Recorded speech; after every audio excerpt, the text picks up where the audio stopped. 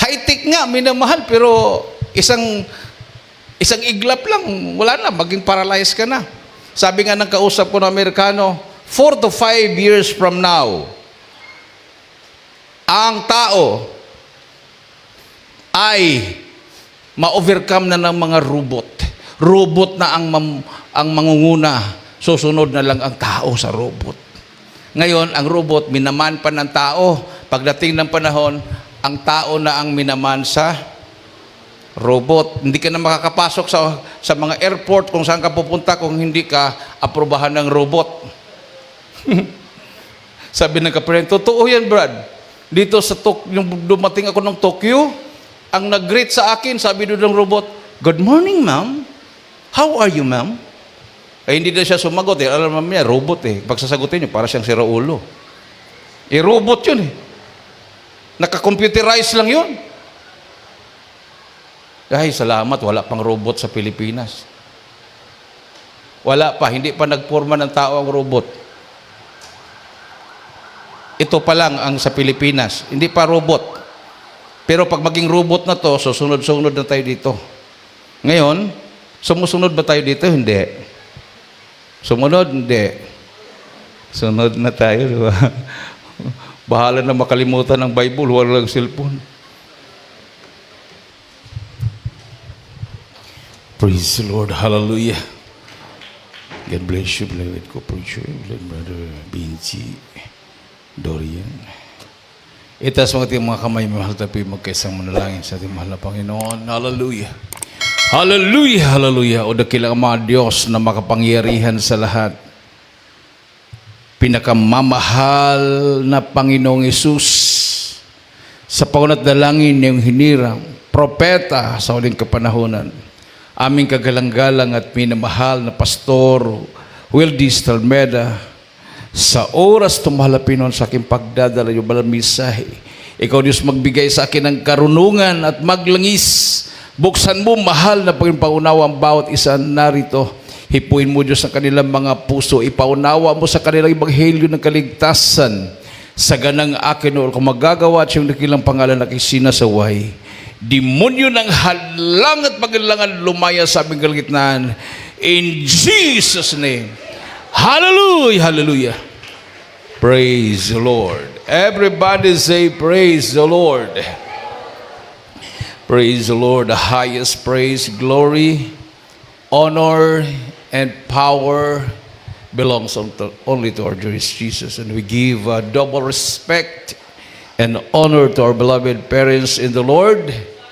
And we cherish the blessed memories and teachings of our dearly beloved and honorable evangelist, Pastor Wildy Estrada Almeida, and our dearly beloved and honorable Assistant Pastor Lina Comunal Almeida. I also greet the beloved Almeida family, the beloved children, children-in-law, grandchildren, and great-grandchildren of our beloved parents in the Lord. Sa inyong lahat, minamahal na makapatiran, dito sa dako po ng Santiago City, sa lahat ng makapatiran galing po sa iba't ibang mga outstations and outreaches throughout Cagayan Valley region, particularly dito po sa Isabela. Praise the Lord. Hallelujah. To our beloved viewers, a pleasant afternoon to each and everyone. Isang malakas at matagumpay na palakpak sa ating mahal na Panginoon, minamahal. Sa mga taga Santiago, lakasan pa inyong palakpak. Bakit minamahal? Dahil hindi lang kayo nag-celebrate ng 32nd anniversary, kundi binigyan din po kayo ng Malapino ng brand new na service. Ibig sabihin, bukas, pang 33 years umpisa bukas, ay mamamalakaya naman ng maraming kaluluwa. May sasakyan eh. Ha? Hindi natitirik yan, minimal, brand new yan. Palakpakan natin ating mahal na Panginoon. So, for how many years, di ba? Kumbaga, puro tayo second hand.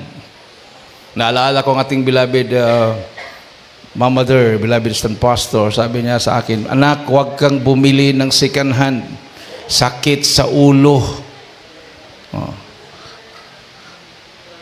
Lakasan ang pananampalataya, brand new talaga, anak, brand new. Oh. At that time, minamahal, wala kahit tricycle, wala pang service. Naalala ko lang ng anak ng ating beloved perish in the Lord nung nag-anniversary kami sa Tugigaraw sa University of Cagayan Valley Gymnasium. Habang nag-practice, tinawag ako minimal ng anak natin mala pastor, Kuya, punta ka dito.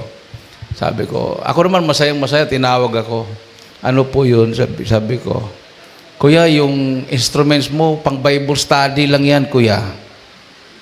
Magkaroon ka ng panampalataya, Kuya, kahit milyon ang halaga. Basta gagamitin sa pagpupuri sa mahal ng Panginoon. Yung aming kagamitan, wala pa yatang 50 million. Million po yung binanggit niya. At natupad po yun. Bago kami lumipat sa Kawayan, ang iniwan po doon na instruments worth million. Pagdating naman namin sa Kawayan, ito naman ang problema. Pugak-pugak lahat. Mga assembled yung mga anong tawag niyan? Yung speaker. No? So, naalala ko pa rin yung sinabi ng anak ng mala pastor na worth million. So, pagdating ng pandemic, nakabili kami ng, yung sa mixer pa lang yun kasi 32 channel yung sa Tugigaraw, sa Kawayan, 64 channel. Mayroon pang pa yun. Yung dagdag na dalawa na parang box lang siya, nasaksakan ng mga microphone. 600,000 yun, worth lahat. So, more than 1 million po yung instrument sa Kawayan. So, pananampalataya po yun, minamahal. Amen. Sabi ka nang nag-exhort kanina, sa mga baguhan, exempted kayo. Pero kung gusto nyong pagpalain, subukan yung mahal na Panginoon. So, narinig ko rin yan noon, minamahal, na kung gusto nyong pagpalain, subukan yung mahal na Panginoon. Kaya lang may binanggit ang nag-exhort, ubusin yung pira na nasa pitakan nyo. Hinulog ko lahat yung laman ng pitaka ko. At pinagpala ako. Bakit ako pinagpala? Hindi lang ako pinagpala sa material na bagay. Pinagpala ako sa spiritual. Imagine, nahulog ko yung pang-tuition ko. Kasi kabibigay lang ng Development Bank of the Philippines sa akin yung stipend ko sa pag-aaral, 30,000 yun. Hinulog ko lahat yun. Wala na akong pang-tuition. Wala na akong pang-tuition. Wala na rin akong gana mag-aral. Nag-full-time worker ako. Nung nag-full-time worker ako, hindi na ako makauwi doon sa Baguio. Wala na akong pamasahe pabalik. So tuloy-tuloy yung pagka-full-time worker. October 21, that was 1991, pag-krusada ng December, sabi ko, pag ako'y kalooban na talagang tinawag ako ng Malapinon, makakasama ako sa Cebu, crusade. That was 1991. Nagpaparinig talaga ako sa makasama ko, pinagtatawanan ako, Brad, grabe naman yung ambisyon mo. Kami nga dito, 5 years na, hindi nga kasi kami kasama, ikaw wala ka pang 3 buwan, makasama ka sa krusada. Paglabas sa mga listahan, sa makasama, sa sasakay sa barko, wala yung pangalan ko. Nilabas Friday, kinagabihan overnight. Ang pag-alis ng barko, Sabado. Hindi pa rin ako bumitaw. Sabi ko, kung totoo at talagang kalooban ng Diyos na ako ay tinawag niya na maging full-time worker, makasama ako sa Cebu. Attend ako ng overnight. Hindi ako nagpalista. Hindi ako nagpalista na magpatotoo. Kasi nagpalista na ako the other overnight, hindi ako tinawag, nagtampo ako. So, sinabihan ako, magpalista ka, Brad. Uli, baka matawag ka ngayon. Ayaw ko na. Bigla akong nilapitan, magpatotoo ka raw. Hindi ako nagpalista. Hindi nagpatotoo ako. Pagkatapos ng patutuo ko, sabi nung kasama kong worker, Bay Danny, hiramin daw di Beloved Mama Dear yung Bible mo. So, ha? Eh, yung Bible ko, kabibili ko lang 150 pesos. Mumurahin na Bible. Sa bagay, mamahalin at mumurahin, pareho lang yan, Bible. Amen. Anuhin mo naman yung mamahaling Bible mo, eh, hindi mo naman nababasa. No? Ganda ng mga cover, ganda ng papel, tapos hindi mo naman binabasa. So, okay lang yung mumurahin, binabasa mo naman. Sabi ko, hiramin daw yung Bible ko. Nahiya pa ako kasi kabibili ko lang, walang cover. Mumurahin nyo na Bible. Nakita ko talaga, pagkatapos sa patutuo ko, pumuntang Beloved Mama Dear sa pulpit, bit-bit yung Bible ko. Oo nga, Bible ko nga yun. Sabi ng Beloved Mama Dear, na-bless ako sa patutuo ng kapatid na yan. Sabi niya, iniwan ang kanyang pag-aaral para magpagamit sa mahal na Panginoon. Maya-maya may bumulong sa akin. Pagkatapos ng Bible study, tingnan mo yung listahan ng pupunta ng Cebu. So, bakit? Natingnan ko na kanina, nabasa ko na. Tingnan mo uli. Pagtingin ko, additional. Uy, pangalan kong nilagay. Palakpakan natin mahal na Panginoon. After ng crusade, kasama yung pangalan ko na iwan. Ay, hindi na talaga ako makabalik sa Luzon.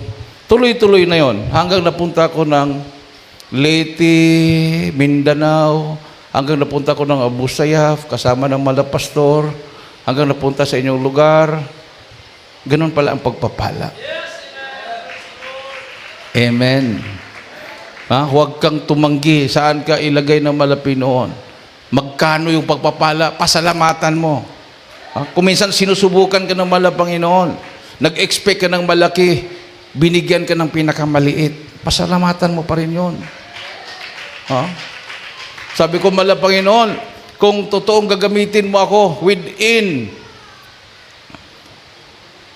5 months, October, November, December, January, February, March, April.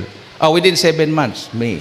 Sabi ko, within 7 months, makapag-preach ako. Imposible po yun.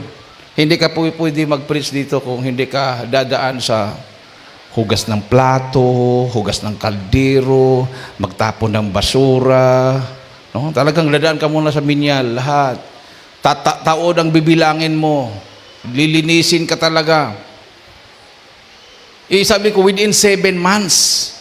Mga kasama ko sa Cebu, mga ordained preachers, taon ang binibilang, paano ako makatayo doon? Maka-preach. May ginamit ang Malapinon galing Manila, taga Leyte na preacher. Pwede, gusto mong pumunta ng Leyte? Sabi ko, sige. Paalam ako, pinayagan ako pagdating ko sa Leyte. May. Ngayon, Merkules, kinabukasan, May 21, mag-expire na yung aking sinasabing 7 months. Bigla kong sinabihan, ikaw mag-preach. Hindi ako nakatanggi. Pero nakalimutan ko na yun. Nung nag-preach ako, pagkatapos ng preaching, tinawanan pa niya ako, hindi ganun. Matisod ng kapatiran, wala nang dadalo sunod. Kasi pag nag-preach ako, tinuturo ko tuloy, ikaw. Kapatiran, nagtago. Impirno ka. Ganun lang. Hindi ganun, Brad. Huwag mong i-ganun. Ganun lang. Huwag kang magturo. Ay, ganun ba? Hindi ko naman hangad na maging preacher. Ba't mo ako nilagay dyan? Maya-maya, naalaala ko. Mayroon pala akong hiningi na sign na maging preacher. Pagtingin ko sa kalendaryo, 21, kinabukasan, mag-expire. 20, pinapreach ako ng mahal ng Panginoon. So kung talagang para sa'yo yan, para sa'yo. Amen. Kung ikaw ay tinawag ng Malapinoon para pagpalain, para maging milyonaryo, para sumuporta sa gawain, yun din ang pagkatawag mo. Everybody say, praise the Lord. Oh, sinong mag-akala na dito na tayo palagi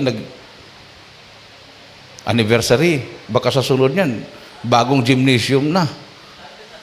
Ayun, bagong gymnasium dyan. Nandiyan ba? Lakasan mo pa ng palataya mo, brother. Pag hindi mo lakasan pa ng palataya mo, Batanes ka. Magbukas po tayo ng Batanes after ng eleksyon. Palakpakan natin ating mahal na Panginoon. Mayroon kayong dadalo doon? Mayroon po. Mayroon ako nakausap. Pag nandoon na daw tayo sa Batanes, sabi niya, tatawagin ko ang tropa para dadalo sa inyong banalagawain. Sundalo po, minamahal. Special Forces. Ang dami nila sa Batanes ngayon. Pinaghahandaan ng gera. Gera pala yan, Brad. O, gera. Gera. Punta kami sa Lalo Airport. Sabi ni Sir kasi, Sir Colonel Arciao sa akin, Brad, nandiyan na sa Lalo Airport, sa Cagayan North International Airport, nandiyan na yung lahat na pang gera. Uy, pinuntahan namin. After nung aming military outreach program, punta kami doon. Ang daming, mayroong yung mga bakho na military ang kulay. May bulldozer na military. Mayroong mga tangkid de gera doon. Daming mga aeroplano.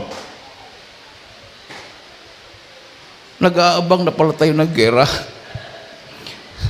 Sabi niya sa akin, alam mo Brad, kung minsan hindi ako makatulog sa buong gabi. Di bakit naman sir? Itong kampo na to, nakaumang na dito missile. Pindot na lang ang kulang, Brad. Patay kami lahat dito. Ay, ganun ba yun? Oo. Kasi ang gera ngayon, through remote control na. Pag nakatarget yung area mo, sabog ka. So, inaabangan ko na lang yung mayroon daw magsabi, baka bigli. Kasi, madaling araw, nagliparan yung, ang ingay daw yung lugar na yun kasi daming mga sasakyan, dumadating, lumilipad. So, nandito po tayo sa northernmost region. 3 region po yung target pag magkagera. 3 region ng target na bombahin ng missile. Region 1, Region 2, at Cordillera Administrative Region. Ayan. Batanes, Region 2 yan. 3 region pinaghanda. So, tayo naman ay naghahanda sa pagbabalik ng mahal na Panginoon. Amen? Kasi pag matakot tayo, saan kayo pupunta? Nanditong lupa nyo, nanditong mga palayan nyo, nanditong negosyo nyo. Huwag kayong matakot. Iiwanan natin itong lugar na to. Just in a twinkling of an eye. Yan ang dahilan kung bakit tayo po'y binigyan ng Malapinoon ng pastor para turuan tayo sa tamang pagsunod, tamang katuruan para makasama tayo sa rapture. Amen? Kung nag-iisip pa kayo ng future, huwag po niyong kalimutan ang rapture. Mahirap naman yung future. Future lang yung ating iniisip. Hindi tayo nag-iisip ng rapture. Ha? Hindi naman masamang mag-isip ng future. Huwag kalimutan ang rapture. Amen. So sabi ng Jeremiah 3:15, I will give you pastors according to mine heart, which shall feed you with knowledge and understanding. Atin pong basahin yan. Pakihanda din po ang Job 28:28. Sounds.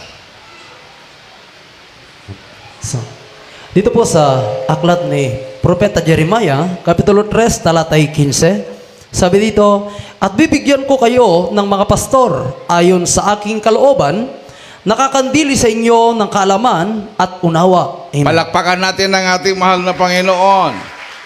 So yung sinabi ng Malapino niyan, mula noon hanggang ngayon, patuloy nagbibigay ang Malapino ng kanyang pastor. Yan ang sinabi, mga pastor. I will give you pastors. So sa kanyang kawan, mayroon po namumuno na pastor. Hindi po marami. Panahon ni Moises, siya lang po yung namumuno. Amen. Mayroon po siyang makatuwang, pero patungkol sa pamumuno, mayroon lang pong isang namuno. Amen. Imaginin mo, halimbawa, ang bansang Pilipinas, marami ang namumuno, di magkagulo-gulo. O, di ba? O, yung namumuno talaga, yung presidente. Yung vice president, para yung yung gulong ba na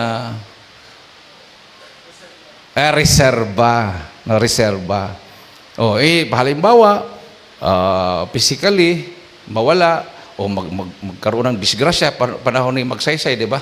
Nung panahon ni Magsaysay, na-crash ang eroplano, na sinakyan ni President Magsaysay, o so automatic yung kanyang vice president, naging president. Ganon yon. Reserba. Hindi naman pwede yung reserba, ilagay mo rin doon sa gulong. Reserba nga eh. No? Kung ma-flat, or pumutok yung gulong, may reserba na ipalit. Amen. Amen. So ganun din sa church. Every generation, mayroon pong itinalaga ang Malapino na pastor. Everybody say, praise the Lord. So panahon ni Moises, si Moises ang pastor sa kawan ng Panginoon. Panahon ni Propeta Elijah, si Elijah ang pastor. Nung nawala si Propeta Elijah, pumalit si Propeta Elisha. So, hindi po sabay-sabay yung mga propeta at yung pastor na itinalaga ng Malapinoon.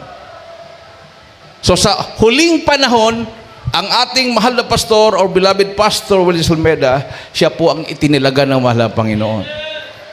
Hindi lang tayo ang nagsasabi noon. Kahit yung mga unbelievers, nung kinuha tayo, may namahal na kasama sa local peace engagement ng NTF-ELCAC ng gobyerno, yung National Task Force to End the Local Communist Armed Conflict. Sabi nila, mayroong mag-represent from the religious sector. Sabi ng sundalo, wala kaming ibang napili sa religious sector na kasama namin para magtagumpay tayo, labanan ang komunismo. Ang Jesus Miracle Crusade International Ministry. Bakit? Piniliwanag ng sundalo, sila lang ang kanilang pastor pumasok sa kampo ng Abu Sayyaf para sa peace mission sa mga sipadan hostage doon. Wala nang iba na nakagawa noon. Palakpakan natin ang ating mahal na Panginoon. Pag ganun, minamahal, ang qualification, ay wala lang mag-challenge. Kasi pag hindi sasabihin yung qualification, marami mag-challenge. Bakit Jesus Miracle Crusade lang? Marami din kami dito na gustong makipagtandim sa inyo. Pero pinaliwanag sa akin nung aking kausap, hindi pwede pare. Kasi pag mayroon tayong misyon sa kampo ng NPA, hindi pa tayo makakarating sa kampo, alam na ng NPA, dahil ang pare may connection sa kanila. Hindi din pwede ang mga pastor ng mga protestante at iba't ibang mga pastor, dahil kung ang venue nasa syudad, mag-aagawan sila. Pero kung sa lugar na delikado, maglalakad ng kilometro at kampo pa ng NPA, ayaw nila, maraming dahilan. Pero sa Jesus Miracle Crusade, hindi kayo umaatras. Bakit tayo aatras? Isaiah 54:17, napakalinaw po yan. Walang almas na ginawa ng tao magtatagumpay laban sa mga anak ng Diyos. E paano natin makumberte itong mga sundalo, itong mga pulis, kung takot tayo? Amen? So habang tayo po'y nangangaral, minamahal, doon sa mga NPA na yon, itong mga kasama natin, mga sundalo at pulis, pumasok sa puso at isip nila, totoo nga ang Diyos nila. So hindi lang NPA ang ating pong tinatarget, lahat na tao. Amen. Ngayon, pag mayroon po silang mga pagtitipon, katulad nung pagtitipon para sa pagkakaisa, yung former rebels ng buong Cagayan, 187 sila, 170 o 187. Doon sa kampo ng sundalo.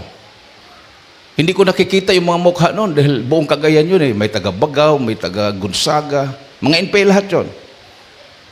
Tayo ang nandoon, nag-pray sa kanila.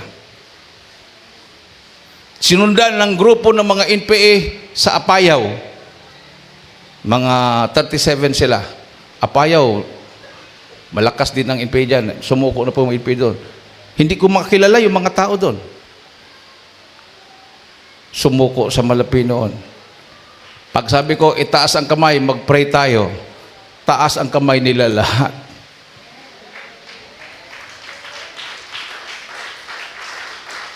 Pati sundalo, pati pulis, pati yung taga-DSWD, whole of the nation approach galing sa iba't ibang departamento. Ibig sabihin, buong gobyerno naniwala na sa Jesus Miracle Crusade International Ministry. Amen. Kayo lang ang unang tinawag. Kasi ang mahal na Panginoon, talagang mayroong unang tatawagin yan. Patibayin yung panampalataya. At magiging ehemplo, maging ilaw, maging asin. Amen. Tapos tanungin nyo, asin tayo brad, bakit hindi tayo marami? Kasi nga, subukan mo nga magluto, tapos damihan mo ng asin, 1 kilo ilagay mo. Kung makain mo pa yung niluto mo, huwag kang ma-discourage na kunti ka lang, ikaw lang dyan sa barangay mo. Ikaw ang asin dyan. Amen. Kasi pag puro naman asin, hindi na makakain yun. Pangtimpla tayo. Ating mga kapatiran, tinatawag, pwede ba sis, pwede ba Brad, ikaw ang mag-pray sa ating assembly, sa barangay? Kasi, nakikita nila minumahal, kahit membro lang kayo, ang tingin sa inyo, pastora, pastor. Ganon ka high standard. Palagi nating explain, isa lang po ang aming mahal pastor na po sa Maynila po, kami po member lang po kami, preacher lang po kami, maya-maya pastor na naman ulit ang tawag. Kasi nakita nila na talagang yung kilalang nila ng mga pastor, naka-short pant, nakasaliko, nag-basketball, naglalaro, may bisyo, umiinom. Dito sa atin, minamahal, membro pa lang, talo na sila. Amen? Yan ang dahilan. Pag lalabas sa Jesus Crusade, preacher na kagad sa kanila, pastor na kagad. Ganun ang standard natin. Palakpakan natin ating mahal na Panginoon. Para kang nag-aral sa University of the Philippines, tapos bumagsak ka sa UP, lumipat ka sa ibang universidad, ikaw ang pinakamatalino doon. Kasi galing ka sa standard na napakataas. Dito sa atin, talagang, sabi nga, I will give you pastors to feed you with knowledge and understanding. Ang akala nila, ay, ibig sabihin matalino. Tapos, hilig sa debate, no. Hindi po ibig sabihin na mayroon kang knowledge and understanding sa Word of God, ikaw ay debater, ikaw ay hindi po yun. Job 28:28. Nabasa na ba yung Isaiah 54:17? Okay, sunod mo na yung Job 28:28 muna. Tapos sunod yung Isaiah 54:17. Dito po sa aklat ni Job, kabanatang 28, talata po 28. At sa tao ay sinabi niya, narito, ang pagkatakot sa Diyos ay siyang karunungan at ang paghiwalay sa kasamaan ay pagkaunawa. Amen. The fear of the Lord is wisdom, And ano yung knowledge? And unto the man he said, behold, the fear of the Lord, that is wisdom. And to depart from evil is understanding. So, to feed you with knowledge and understanding, minamahal, ang ibig sabihin, ang ituturo sa pastor na totoo ay magkaroon tayo ng takot sa Diyos at hihiwalay sa masasamang gawa. Amen. Kahit gaano pa kaganda yung preaching ng isang pastor, ang mga membro wala na mga pagbabago, walang kwenta po yung preaching niya. Para ka lang nanonood ng entertainment. Tawa ka lang tawa dyan, maya-maya uuwi ka, yung cancer mo lalong lumala. Uuwi ka, lalong lumala yung bisyo mo. Pero ang totoong mga ngaral ng Diyos, totoong pastor na malapit noon, sabi nga, magkaroon ka ng wisdom. Anong wisdom? Pagkatakot, magkasala laban sa Diyos. At magkaroon ka ng understanding. Anong understanding? Ang paghiwalay sa masasamang gawa. So dito lang po tayo nakakarinig ng patotoo. Dati bakla, ngayon tunay na lalaki na. Dating tomboy, ngayon tunay na babae na.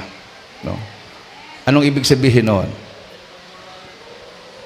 Hindi na siya umiibig sa kapwa lalaki, or yung isa naman, hindi na umiibig sa kapwa babae.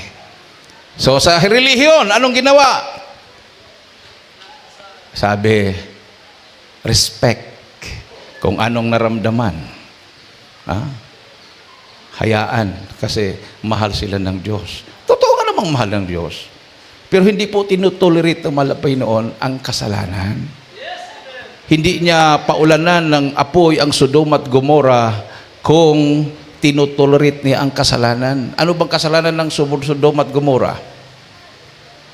Naglipana ang mga bakla at mga tumboy sa lugar na yon. Ang mga lalaki ayaw na ng babae. Pati anghel na pinadala sa pamilya ni Lot para patakasin si Lot, pinagtripan pa ng mga bakla doon. Sabi ni Lot, mayroon akong mga anak, 2, dalaga. Hindi pa nag-asawa, walang kasintahan to. Ano sabi ng mga lalaki? Hindi namin gusto yung anak mo, gusto namin yung mga gwapo na bisita mo. Mga anghel yun eh.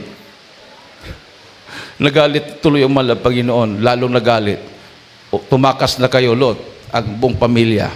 Pagtalikod nila sa Sodom at Gomora, bumagsak ang apoy galing sa langit at natupok ang lugar ng Sodom at Gomora. Yun din ang nangyari sa California, sa Los Angeles. Ang mga tao doon, halos wala ng pakialam sa Diyos. Wala silang Diyos. Diyos nilang sarili nila.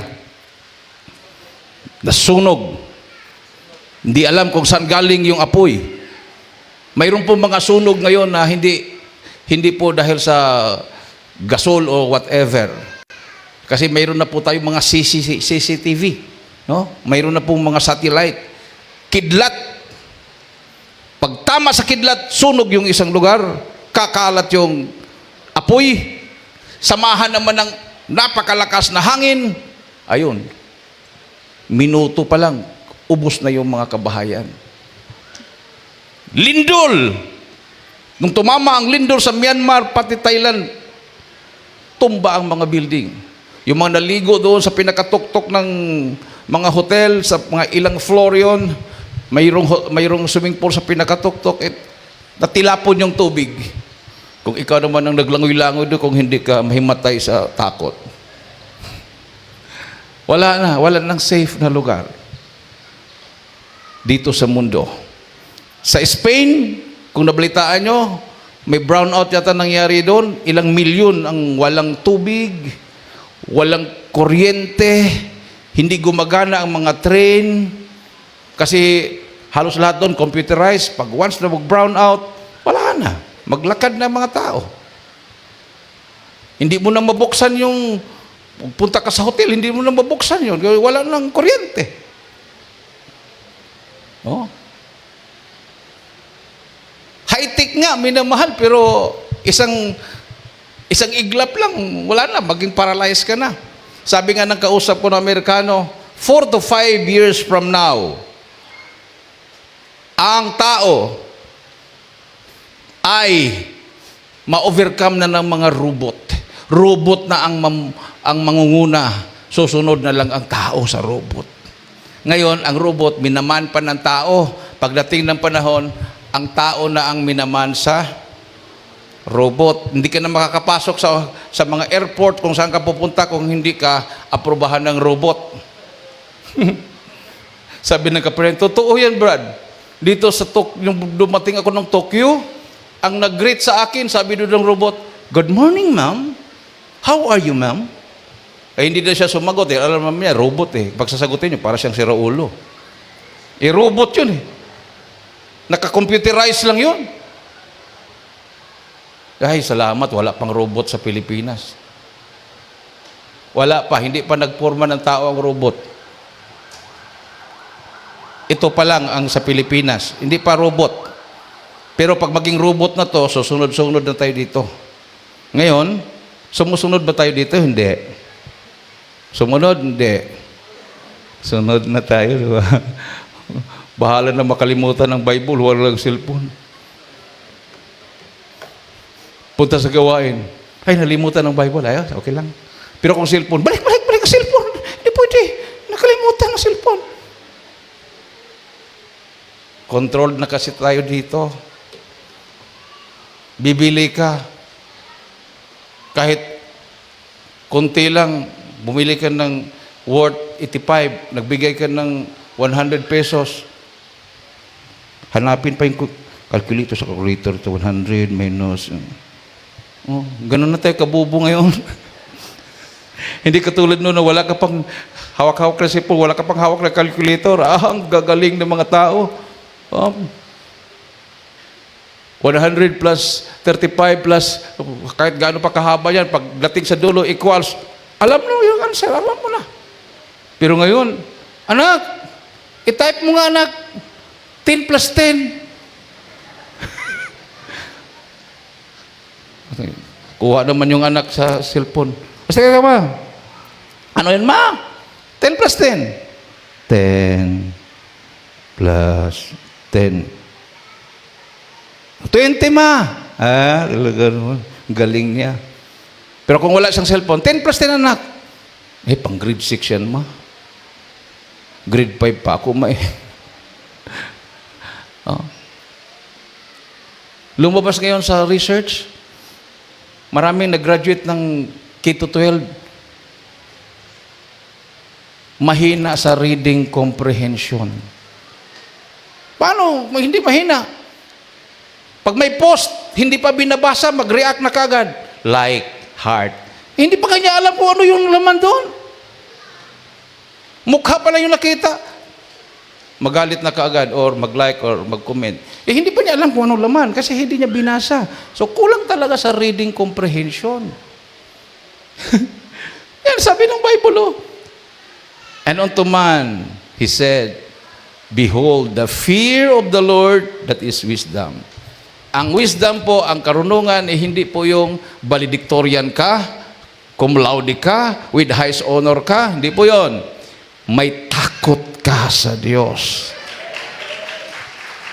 At kung nakaunawa ka, ang ibig sabihin, hihiwalay ka sa masasamang gawa. O ibig sabihin, minimal, yung mga Kristyano na hindi nagbabago, hindi nakakaunawa yun kahit paulit-ulit na nagpipreach yung kanilang pastor, ang kanilang pastor hindi nagtuturo ng tama dahil ang mga membro walang pagbabago dahil hindi sila nakakaunawa. Dahil ang pag-uunawa, minimal, hindi mo makuha sa katalinuhang tao galing sa Holy Spirit. Everybody say, praise the Lord. Darating ang panahon, robot na ang preacher. At sabihin ng mga tao, mas maganda yan. Guwapo pa, hindi pa mang-rebuke. Kung ano lang yung i-program doon, hindi pa magkamali ng grammar.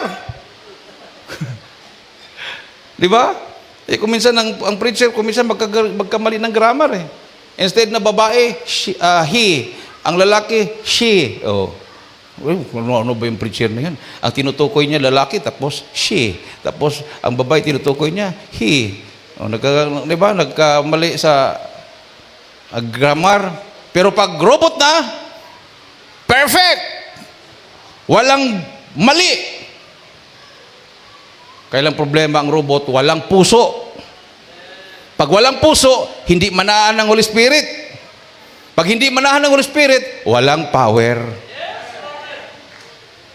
So, mas maganda pa rin yung tao ang magdala ng mensahe. May puso yan. Pag manahan ng Holy Spirit, may kapangyarihan, babaguhin ang buhay ng mga nakikinig. Amen. Yung mga mayayabang na mga Abu Sayyaf, pagdating ni mga pastor sa kampo nila, sumunod kayo sa amin. Ako ang commander dito, sabi ni robot. Sabi ni mga pastor, hindi ka namin commander. Ang commander namin si Kristo.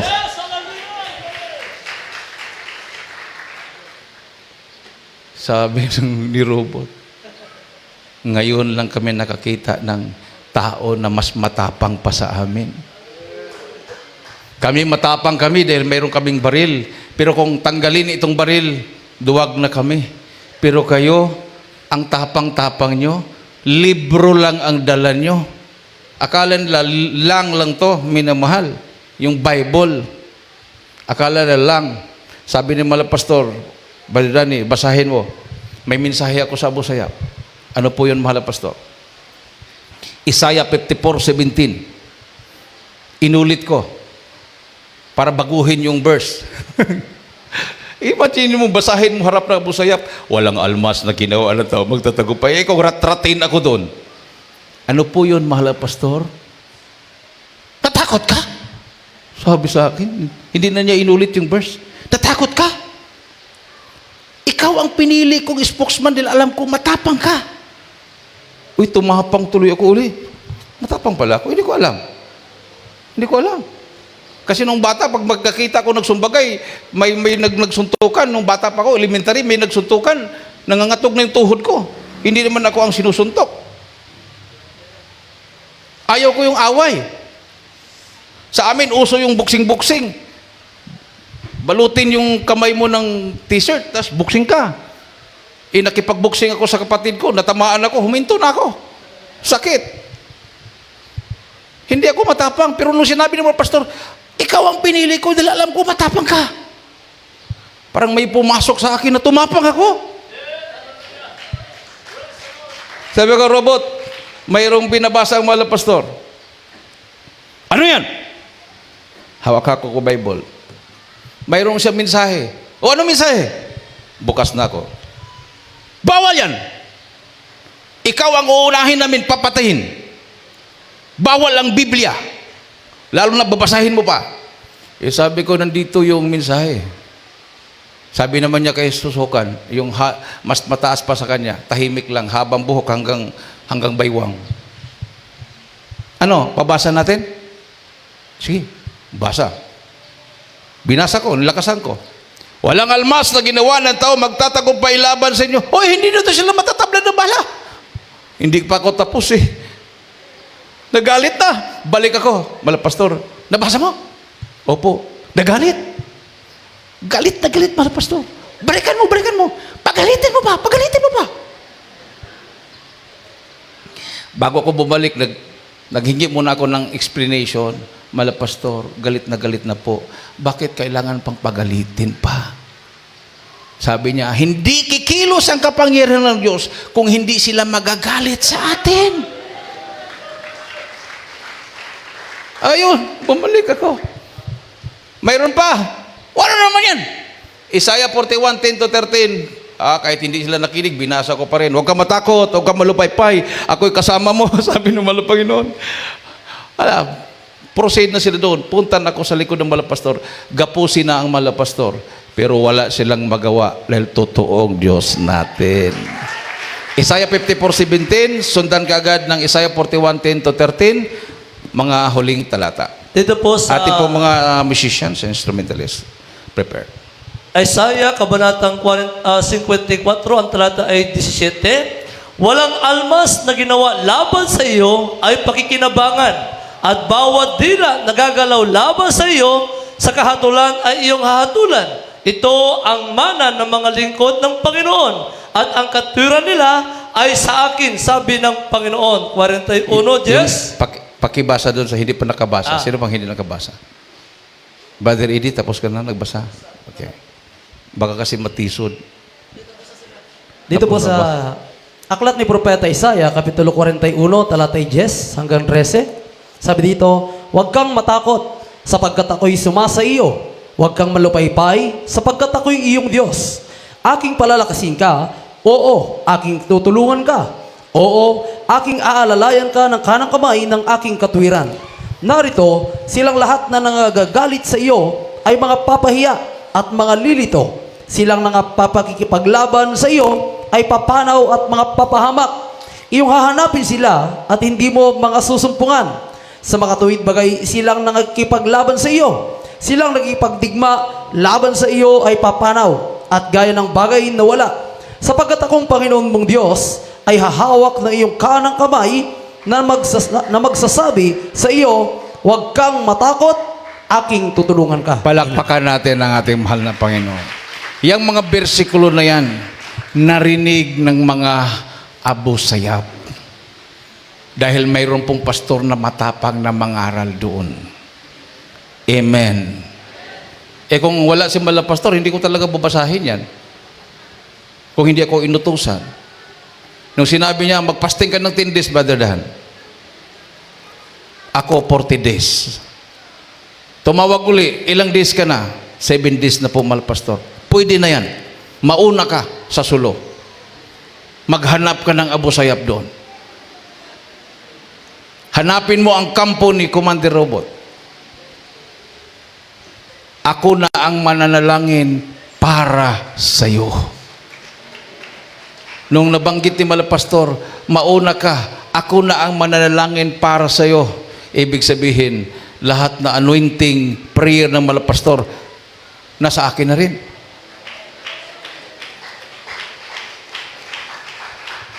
Para kang binigyan ng ATM card, o ito ATM card, lahat na pundo ko sa bangko, pundo mo rin. Bumili ka, kahit ano, walang problema. Ganun din sa prayer. Ako na ang mag-back up prayer sa iyo.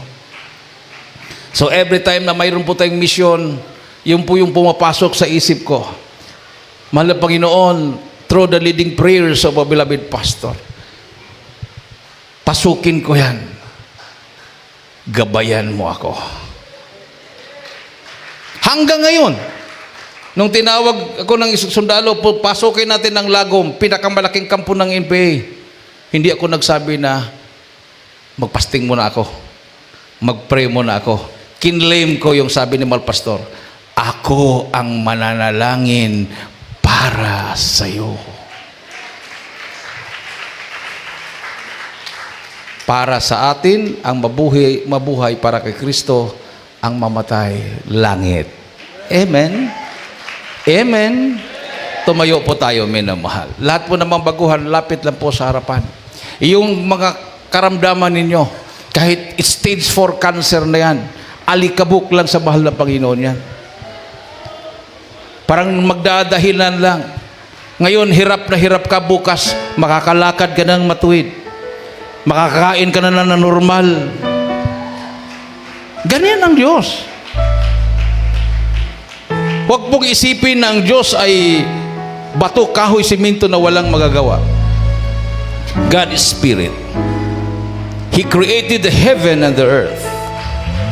Siya ay bumaba sa lupa, nagkatawang tao, para iligtas tayo sa lahat nating mga karamdaman, kahirapan. Lapit lang po sa harapan. Come forward. Sabi ng Malapi noon, lahat na nabibigatan ng lupa. Kindly po ang ating mga beloved choir members, assess our beloved newcomers. Come unto me all that labor and are heavy laden, and I will give you rest. yung mga nalupaypay, nangihihina sa pananampalataya, huwag po kayong mahiya. Kung mayroon po kayong naramdamang sakit, kung minsan nagmi-maintain na kayo ng gamot dahil nawalan na kayo ng pananampalataya, come forward. Kailangan ma-revive yung pananampalataya mo sa mahal na Panginoon. Marami na po kayong mga fake medicines, mga herbals na fake, parte patotoo natin, ginagamit nila. Yung mga gumagaling dito, ginagamit nila promotion ng kanilang mga herbal na gumaling daw sa herbal nila. Puro mga kasinungalingan, minamahal. Lalo na ang mga gamot. Pero sa mahal na Panginoon, sigurado 100% gagaling ka. Magbabago ang buhay mo. Mayroon pang buhay na walang hanggan sa piling na mahal na Panginoon. Anytime now, darating ang mahal na Panginoon. Hindi na magtatagal. Itaas ang ating mga kamay. Hallelujah!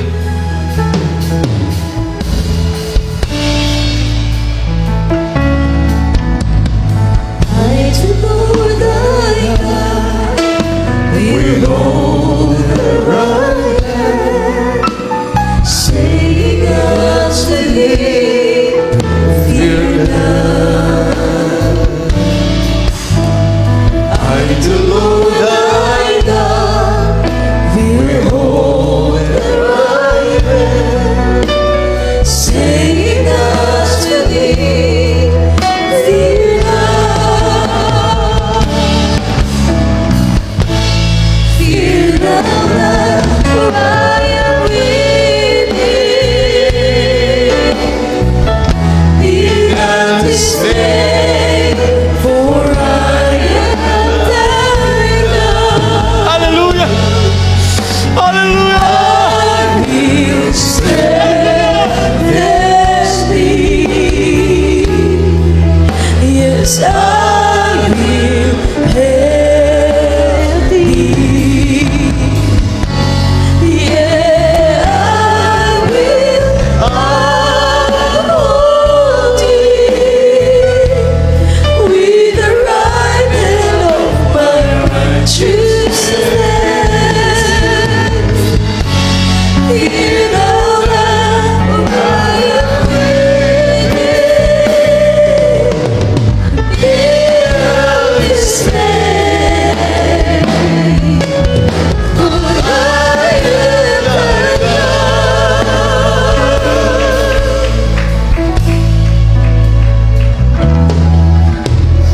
I to Lord thy God will hold the right hand, saying unto thee, fear not. Nasa ating kalagitnaan ng precision natin mahal na Panginoon, minamahal. Hallelujah! Hallelujah! Hallelujah! Praise the Lord! Hallelujah! Saying unto thee, fear not. Fear thou not, for I am with thee. Be not dismayed, for I am thy God. I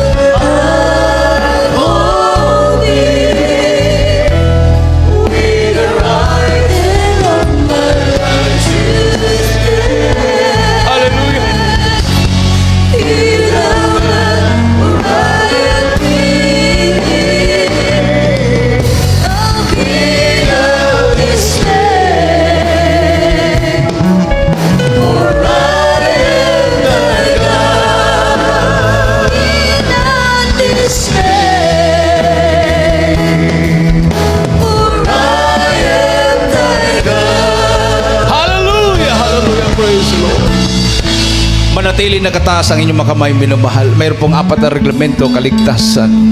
Unang-una, pananampalataya. Faith cometh by hearing, and hearing by the word of God. Ang pangalawa, ang pagsisisi. Magsisi at tumalikod sa masamang gawa ang bawat isa sa inyo para darating ang pagpapala nagmumula sa mahal na Panginoon. Pangatlo, bautismo sa tubig sa pangalan ng Panginoong Jesucristo. Hallelujah, para mahugasan at mapatawad ang ating makasalanan. At ang pang-apat, Diyos na ang gagawa, bautismo sa Espiritu Santo. Sa patuloy niyong paglilingkod, kasama ang inyong buong pamilya. Hallelujah. Habang nakataas ang inyong mga kamay, banggitin po niyo ang panalangin ito. Sumabay po kayo, minamahal. Mahal na Panginoong Hesus, maraming salamat sa Ebanghelyo ng kaligtasan na aking napakinggan sa oras na ito. Mahal na Panginoon, patawarin mo ako sa lahat na aking managawang kasalanan. Ako po ay taos-puso na nagsisisi. Tinatanggap kita na aking personal na tagapagligtas. Panginoon, Diyos, Hari na aking buhay. Pumasok ka sa aking puso. Isulat mo ang aking pangalan sa aklat ng buhay sa kalangitan. Iligtas mo ako, 10 aking mamahal sa buhay. Ako'y maglilingkod sa iyo mula ngayon hanggang sa iyong pagbabalik sa iyong dakilang pangalan. In Jesus' name, I pray. Amen. O dakilang mga Diyos na makapangyarihan sa lahat. Sa lahat na tumanggap sa mahal na Panginoon, bilang Panginoon tagapagligtas sa kanilang mga buhay. Patawarin mo sa kanilang mga kasalanan. Baguhin mo kanilang mga buhay. Gawin mo siyang tunay na Kristiyano. Isulat mo kanilang mga pangalan. Sakripisyo na iligtas mo sila sa kanilang mahal sa buhay. In the name of Jesus, I pray. Amen. Palapakan natin ating mahal na Panginoon. Ilagay po yung kanang kamay nyo sa ulo. Kaliwang kamay sa parte ng katawan na may karamdaman. Katulad sa akin noon. Akin pong nilagay po yung aking kamay kanan sa ulo, ang kaliwa naman doon sa aking tiyan dahil mayroon po akong acute ulcer. Dumudumi na po ako ng maitim, yung dugo, minamahal. Mayroon din ako sinusitis, tinapat ko rin sa aking ilong, at yung sakit ko sa mata, yung ikabubulag ko na sakit na pterygium, no, yung parang tumutubo at tumatabon sa itim na part ng mata galing sa labas, minamahal. So, pterygium pong tawag noon. So, himbalang kaparaanan, minamahal. Nagulat ako, lahat na yon ay nawala sa isang iglap lang. Nung ako'y nabautismuhan sa tubig sa pangalan ng Panginoong Jesucristo. So, ilagay po yung kanang kamay sa ulo. Lahat mga kapatiran, minamahal, sabay-sabay po tayo. Kanang kamay sa ulo, kaliwang kamay sa parte ng katawan na may karamdaman. Tayo po magkaisang manalangin. Hallelujah.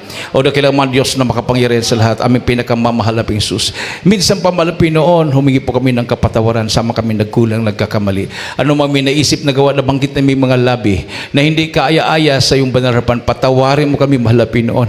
Sa pangunat dalangin yung hinirang propeta sa huling kapanahunan, aming kagalang-galang at minamahal na Pastor Ruel Salmeda, 10 na panalangin ng kanyang buong pamilya. Hallelujah. Sama-sama naming sinasaway.